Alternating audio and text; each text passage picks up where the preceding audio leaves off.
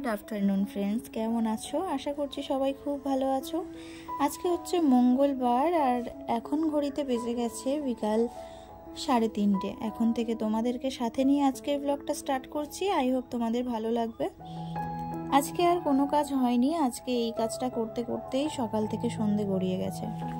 কি এই যে দেখো আমাদের ছোট উঠে গেছে আর জানালা দিয়ে রোদ পড়েছে দেখো।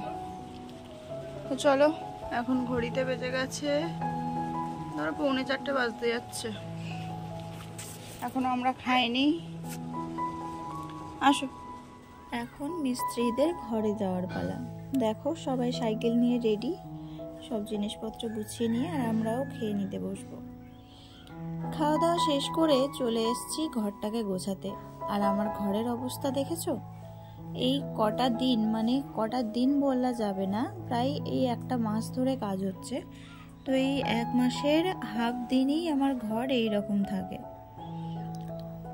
জিনিসপত্র এতটাই বেশি, তার উপরে অয়ন পিসিমণির বাড়িতে গেছিল, সেখান থেকে আসার পরে সেই জামা কাপড়ও কাচা হয়নি।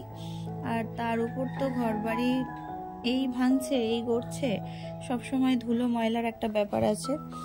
আর এতটাই ভর্তি হয়ে গেছে এই আলমারিটা যে আমি কি রাখবো না রাখবো আমি কিছুই বুঝে উঠতে পারছি না। আর তার উপরে ঠান্ডার সময় তো ওই জন্য। তো চলো, আমার সব গোছানো হয়ে গেছে আর এখন ঘড়িতে বেজে গেছে রাত 9টা থেকে 9:30 এরকম হবে। আর আজকে মা রান্না করেছে, তরকারি ছিল ওই জন্য শুধু ভাতটা করতে হতো, তাই ভাতটা করেছে। যেগুলো কাচতে হবে সেগুলোই নিচে রেখেছি আর ফ্রিজের উপরটাও গুছিয়ে নিয়েছি। আর টেবিলটাও ফাঁকা করে রেখেছি অনেকটা, আর খাটটাও গোছানো আছে। আর খাটের ওই যেখানটায় মশলা জানালা ছিল না, ওই জায়গাটা ভীষণ বালি ঝরছে, ওই জন্য ওই জায়গাটায় আর কিছু রাখিনি, ওই জায়গাটা ফাঁকাই আছে এখন। আর খাটটা এখানে থাকবে না, সরিয়ে দেবে। আর এদিকে সবাই খেতে বসে গেছে। ওকে আবার ডাকলাম, ও বলল রুটি দিয়ে মাংসের তরকারি খাবে, তাই ওকে রুটি বানিয়ে দিলাম আবার। তো রুটি খাচ্ছে মাংসের তরকারি দিয়ে, আর ছোটু খেলা করছে আর খাচ্ছে। আর আমাদের কর্তামশাই তো খাওয়া দাওয়া প্রায় হয়ে গেছে। ইয়ং ছেলে লাগছে, ইয়ং ছেলে। কেউ বলবে দুটো বাচ্চার বাবা আপনি, আমরা বুড়ি হয়ে যাচ্ছি। ওই পারে ঠাকুর সোনার মতো দুটো ছেলের বিয়ে দিলে তারা এক ছেলের বাপ হয়ে যাবে। ওই দেখো লেবুটা খুবলেছে, পচে গেছে। পচে যায়নি, আমি একটা কেটে ওই খেলাম একটু আগে, ওই দেখাচ্ছে নরম। ওই ঠাকুর ঘরে আজকে পুজো দিয়েছিলাম ওই লেবুটা।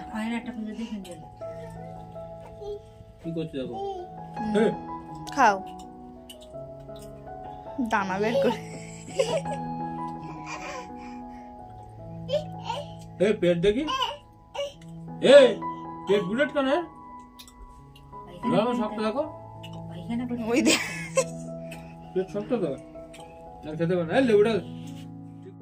আজকে দিদি চলে গেল বাড়িতে, আজকে মাংস হয়েছিল, সেই মাংসের তরকারি দিয়ে আমি এখন মুড়ি খেয়ে নিচ্ছি।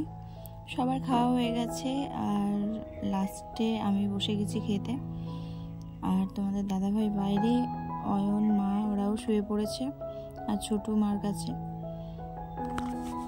তো বন্ধুরা, আজকের মতো আমি ভিডিওটা এখানে শেষ করছি। যদি এতটুকু ভালো লেগে থাকে তাহলে লাইক করে কমেন্ট করে জানিও কেমন লাগছে।